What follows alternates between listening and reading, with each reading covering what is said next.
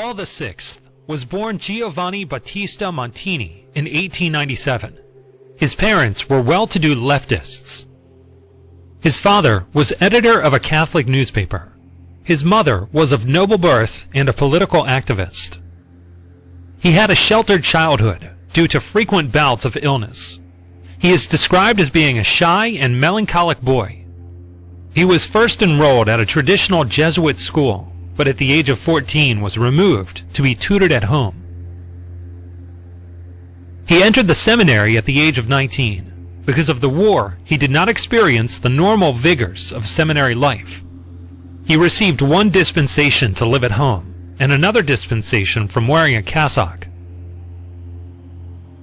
While in the seminary, he read books by Oscar Wilde, at a time when the artist's works were difficult to obtain, and the artist himself was heavily associated in the public mind with sodomy. After being ordained, his parents pulled some strings to get him out of a parish assignment and into the diplomatic service in Rome. As a result, he never spent so much as a day as a parish priest before becoming pope. In Rome, he was despised openly by many of the old guard, but was also protected by certain influential individuals. He had little or no spiritual life, and a particular aversion to the rosary. At this point, we will digress to tell two other stories that coincide with Paul VI's rise to the papacy. A bright young Catholic woman named Bella Dodd was recruited into the Communist Party USA in New York in the 1920s.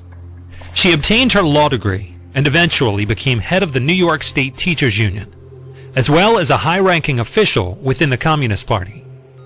In 1949, after 21 years as a member, she was expelled from the party.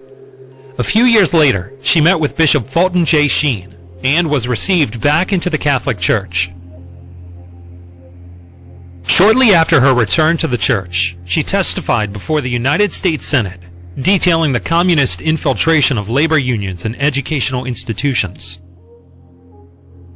She also claims that in the 1930s, that the party put 1,100 men without faith and without morals, into the priesthood in order to destroy the church from within. The idea was for these men to be ordained and then climb the ladder of influence and authority as monsignors and bishops. Even more shocking, she claimed that when she was an active party member, she dealt with no fewer than 4 cardinals that were working for the communists. She emphasized that the communists knew that the only power that could destroy them was the Catholic Church, and they were determined to undermine it. It's also known that the Soviets were experts on how to recruit, blackmail, and control sexual deviants and use them for subversion. They kept a large stable of highly trained homosexual agents, whose very targets included foreign diplomats. It has been reported by communist defectors that in the early 1930s, Soviet ambassador to England, Ivan Maysky, proposed a plan to Joseph Stalin to recruit upper-class Englishmen before they entered the corridors of power. They began recruiting members from England's 2 most elite universities, Cambridge and Oxford. The plan turned out to be an enormous success. The Soviets' A-team became known as the Cambridge Five: Anthony Blunt, Guy Burgess, Don McLean, and Kim Philby, while the 5th man's identity is disputed. All were sodomites who operated in elite homosexual circles in London. The first man, Anthony Blunt's closest confidant and lover, Peter Montgomery, and his brother Hugh Montgomery, were also members of this elite homosexual clique. Hugh Montgomery, according to another member of the homosexual circuit, while a young diplomat working under the British representative to the Vatican, claimed to have been lovers with a certain Monsignor Montini. Montgomery later converted to Catholicism and was ordained a priest.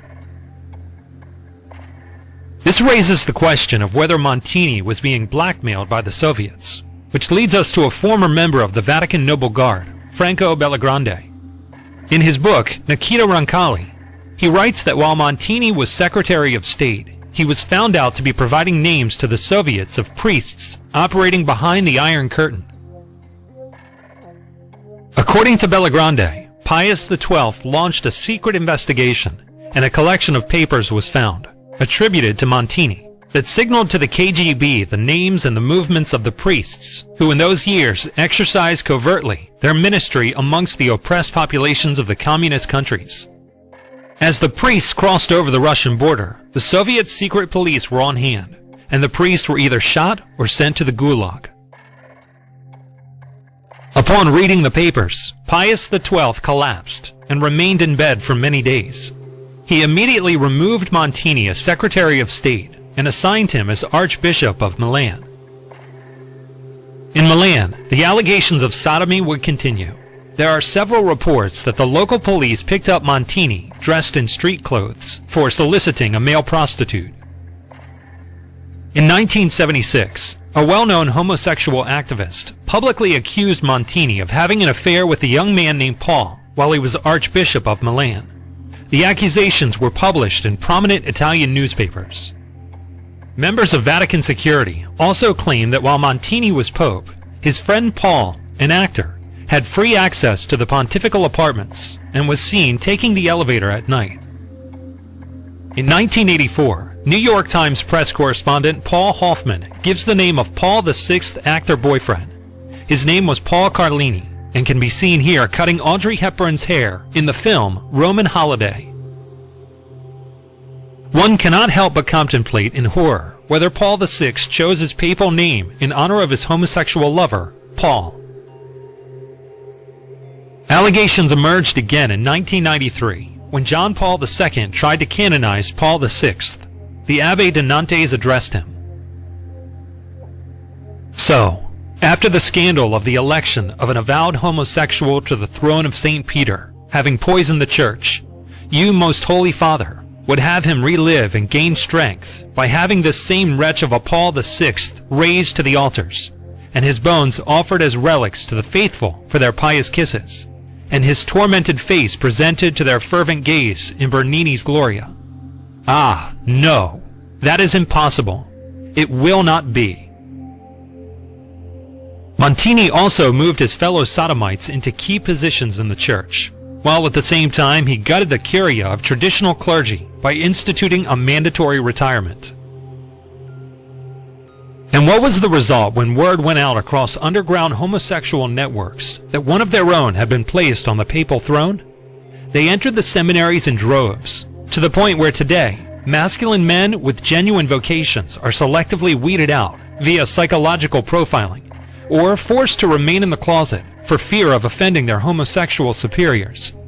If anyone doubts this, I suggest getting hold of the book, Goodbye, Good Men, How the Catholic Church Turned Away 2 Generations of Vocations from the Priesthood, by Michael S. Rose.